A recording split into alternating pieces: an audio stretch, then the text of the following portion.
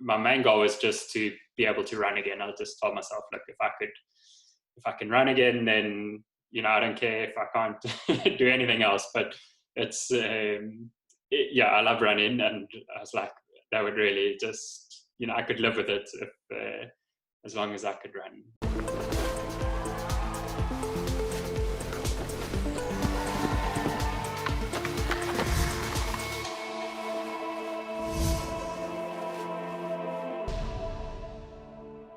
Welcome to Helen Bulkeley Talks With, a channel where I chat with inspiring people, and when it comes to inspirational comebacks, my next guest, Redbull athlete and professional triathlete Matt Trautman, tops the list. He came to triathlon relatively late, but he rose to the top really quickly, and on that timeline, he had an accident that he was lucky to survive. He is the epitome of why we should never give up. Hey, Matt! Yeah, hi. Oh, look, I can see the bike behind you. Are you in your pain cave?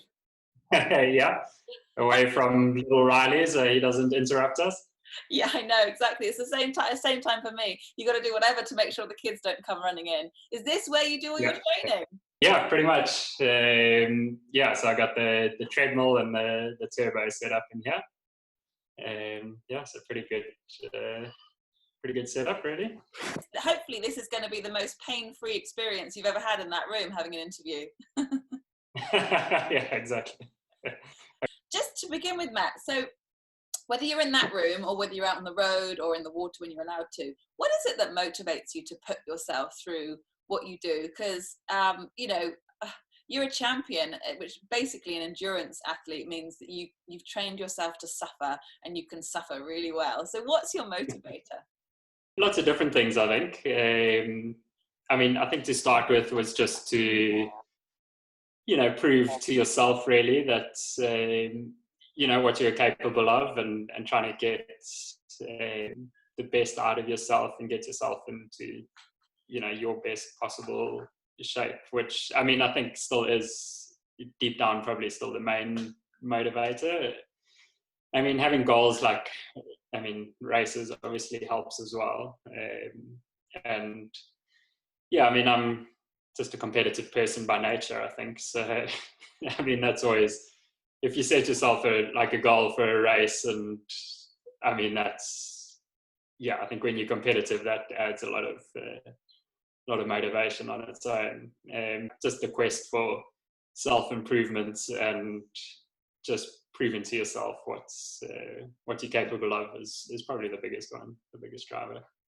Yeah, you've certainly done that multiple times over. I love that, the self-improvement. That's a really good thing, because whatever you apply it to, you can always improve on yourself. So can we just go back a few years? You'd become champion 2 years in a row, and then you had this horrendous accident, and then a year later you were champion again. So I'm sure it was very, very difficult time, but would you be able to just summarize what happened when you went from where you were to this accident and then back to the top again?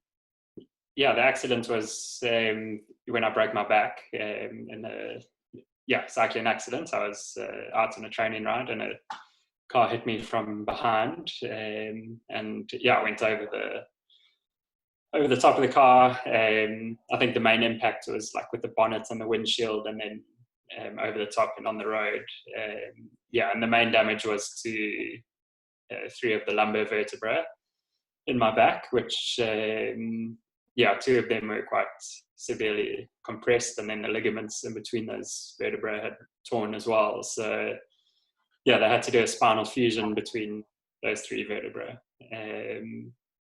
That was in early 2017, in the lead up to 70.3 South Africa here. Like you say, I'd won it the previous year, so looking to defend my title.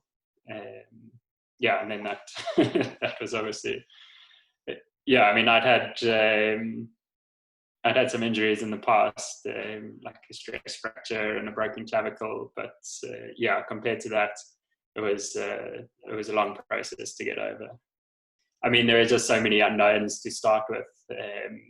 The surgeon who did the operation, he was pretty straightforward in the beginning and saying that, look, you're probably not going to race again. You'd done a lot of operations on rugby players, and it's obviously different being a contact sport.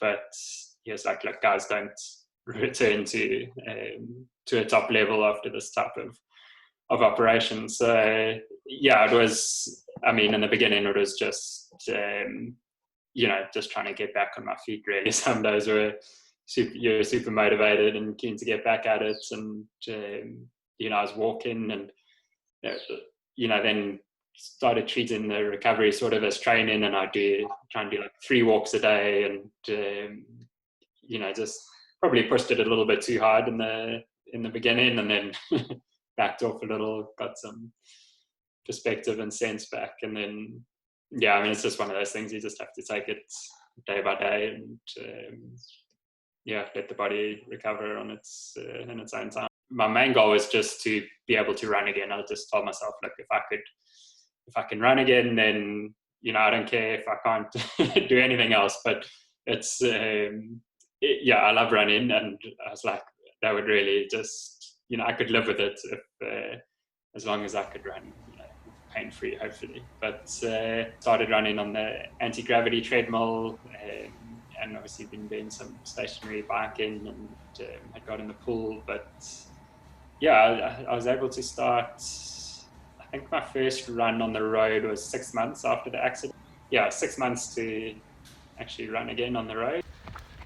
Right, it's been 6 months since the accident today. Just had the checkup and it all looks good. Yep. So this is the first run back on the road. And he's still beating me, killing me. A celebration on the road, yeah. It's pretty slow, but Thanks. Nicole's feeling it.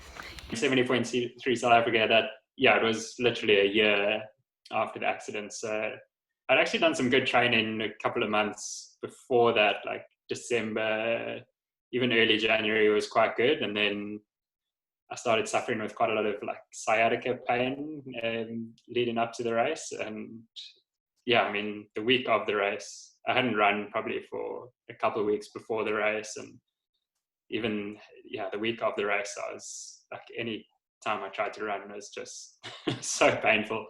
I was like, I remember the day before the race, I was watching guys do their warm up, and I was like, okay, there's just no way. I'll do the swim. There was a run into the water, so I was like, if I can just run into the water, then the swim will be fine. And I'll do the bike, and then at least it's not a complete waste of time. But I think once the gun goes off and that competitive spirit and the adrenaline kicks in and everything, it just sort of blocks everything else out. So I managed to reclaim my title, but no, it cost me a couple of months after that, and trying to recover again. So it's been it's been a roller coaster. Even after that first year, it's not like everything was fun, and then I was sort of back. It's like some races were good, some were bad, and some training periods were good, and it's it's been a process to learn how to train properly with the fusion, and what works and what doesn't. It's only now, whatever, it's 3 years or whatever, that since the accident, that I've sort of got back to my old self and have put out race performances that I can look back on and think, okay, that's probably like I trained well beforehand, I raced well, and there was sort of like no excuses of if I didn't have a bad back, then I could have shaved off this time here. And like I can look back at those races and think, you did, no excuses. Yeah, you sure can look back and be proud. It's incredible what you've achieved. Just on the sort of mental thought side of things, what was it like when you first got back on a bike? Was that very strange, or did you just try and block that out and think it was just a freak accident? So definitely at the back of my mind now. And to start with, my wife Nicole was coming out with me anytime I went on the road. She'd come out with the car and drive behind me. So that obviously makes you a lot more aware that you got someone following you. Definitely. It's not like I was scared to go out on the road, but yeah, I mean, I think it's always there at the back of your mind. So I just try and be a little more safety conscious now. I've got the red lights at the back of the bike, which I wish I had in 2017. And yeah, I mean, just trying to ride, safer, more aware. But I mean, there's always going to be an element of risk there. It only takes, a couple of seconds of someone looking down at their phone, and doesn't matter what safety precautions you're taking as a cyclist, it's not going to end well. So yeah, I mean, there's always going to be that element of risk, I guess. I love my cycling. I like mountain biking and road biking, and it always seems like whenever I go on a ride, there's always something that I'm probably normally like gesticulating or swearing at them. Think that was pretty close, but that's why I was asking, because it's actually happened to you. But I do love that idea of your wife, like the bouncer just behind you. Yeah, the bouncer. Yeah, exactly.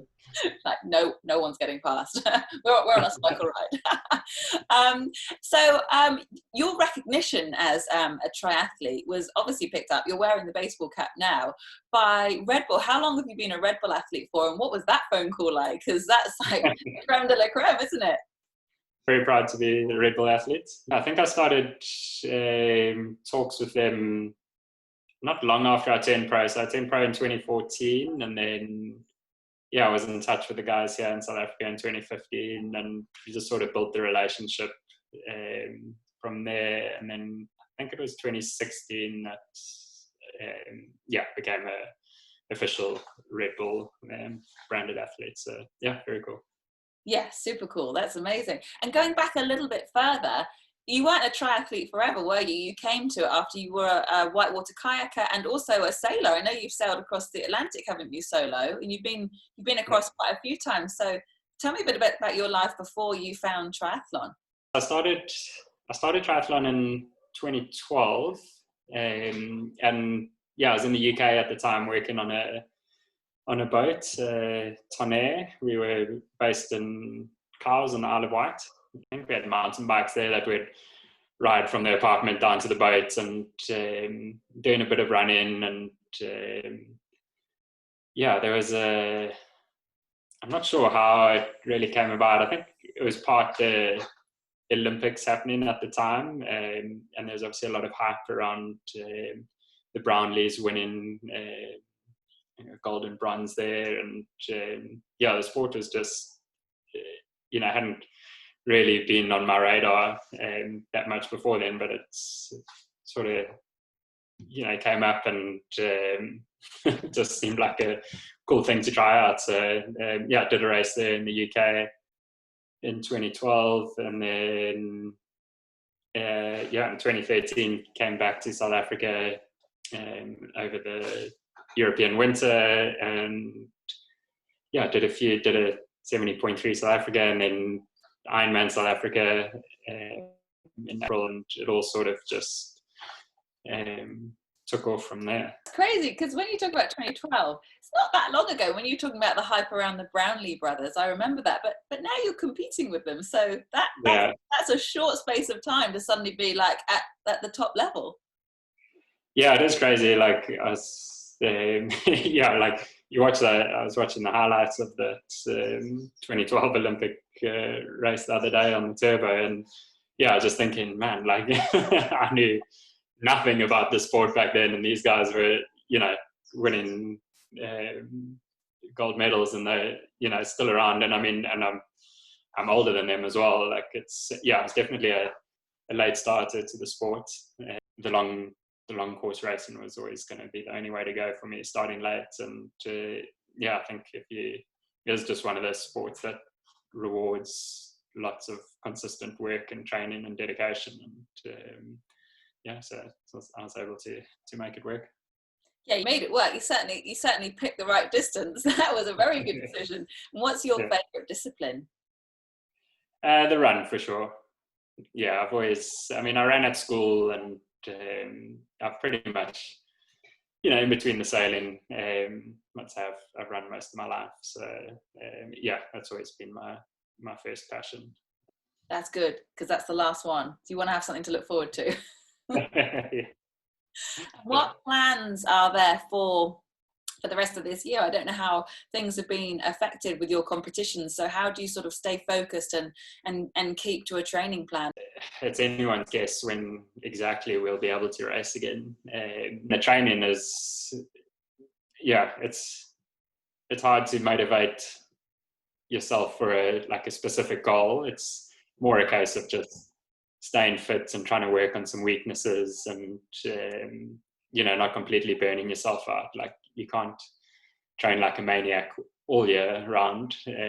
So I've just been using this time to work on things that'll stay with me for later in the year, like the strength elements and even some speed. But in terms of reaching like maximum aerobic fitness, it's kind of pointless to do that now, because it's not going to carry until October, November. So just trying to be smart and patient in terms of how much I'm doing and not completely overdoing things right now.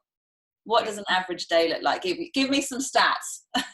Like when I say, the endurance isn't going to last, like Ironman is an endurance aerobic sport, so you have to maintain that to a degree. So when I say I'm not doing a lot of aerobic stuff, I'm not doing like super long rides. So like when you're preparing for an Ironman, you're doing like 5-6 hour rides, maybe a couple times a week. And at the moment, I'm only riding, say, 3.5 hours as a maximum time on the bike. But hours, you still got to train, and there's still some gains to be made, especially with things like I was saying, like your strength and the speed. Like you can, those things now, if you get that right now, then it is going to help you later in the year. So I'm probably looking at around 25 hours a week at the moment. Whereas if I was preparing specifically for a race, in the last like 8 to 12 weeks, then you're looking at more of around 30 hours a week. So it's not too much different. But no like super long sessions. So I'll normally train 2 or 3 times a day. There's a lot of like double bike days, some strength work in between that. On an average day, like 3 to 4 hours of training, some days shorter, some days a bit longer. But really looking forward to getting in the water again, and I feel like a triathlete again. Can balance things a bit better. But it's been good for the bike fitness. And we did. Zwift have set up a pro tri series where we race every Wednesday. So that's been good motivation and something to look forward to midweek. That's pretty much, say 25 hours a week on average. That sounds, when you say 25, that is 1 day in 7 completely training, not just daylight hours. That's a lot of training. That's amazing. I know it probably doesn't even feel like that much to you because you're so used to doing so much, but that's incredible. And I know with Zwift on the Turbo Trainer, at least there's sort of some social aspect when you feel like you're racing with other people, because when you're on Zwift normally, if you're not racing, are you watching movies or podcasts or just thinking about No, if I'm on Zwift, then I'll listen to podcasts and just have the Zwift screen set up. If it's I'll sometimes just do the ride where I control the power myself and then might watch something. But the racing is, if you want to push yourself out, then jumping in on a race is definitely the best motivation. You can reach some new limits that I wasn't aware I was capable of until I started doing that Zwift racing. Just as one last message, the world at the moment, we're sort of in this funny place, but what's sort of been coming out is that fitness and exercise is very important, particularly to fight diseases. And I know that when you had your injury, you were super fit and you were in physical peak condition, and that really, really helped your recovery, and the fact that 6 months after it happened, you were running. So is there a sort of takeaway you might be able to give to people about inspiring them that how important this fitness is? I know you're at the top end of where fitness is, but how important it is to keep the body moving and keep active and keep healthy? No, 100%. That's the fact that I was in great physical shape before the accident. I mean, I zero doubt that helped, tremendously in terms of my recovery. No, I mean, the health benefits of being fit, and especially in these times, as you're saying, is just, I mean, it's so important. And I mean, you don't have to do a lot. I mean, you can, 30 minutes a day. I mean, even 30 minutes 3 times a week is just, so much. There's so many advantages compared to doing nothing. So I'd say just keep active. You don't have to be setting any breaking any crazy barriers or setting records. It's just do it for yourself and for the way it makes you feel. I mean, I know, like, if I miss one day of training, then just like the mental side of things as well. Like, I just feel so much better when I'm active, and I know that's true for so many people. So do it for yourself. Do it because it's going to make you healthier and able to live a better lifestyle. Have you got more training? No, done for the day. Done for the day. Done. All done. Back at it tomorrow.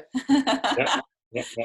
Well, lovely to meet you. Thank you so much for your time, and I look forward to seeing all your challenges in the future and what else you're going to achieve. Perfect. Thanks so much, Helen. Bye. All right, cheers. Thank you for watching the interview. If you liked it, do please click the thumbs up below. And if you're new here, please do consider subscribing. Next week, I talk to rowing Olympic gold and bronze medalist Greg Searle, who also has an America's Cup campaign under his belt. He now uses all his experience as an elite athlete to help others.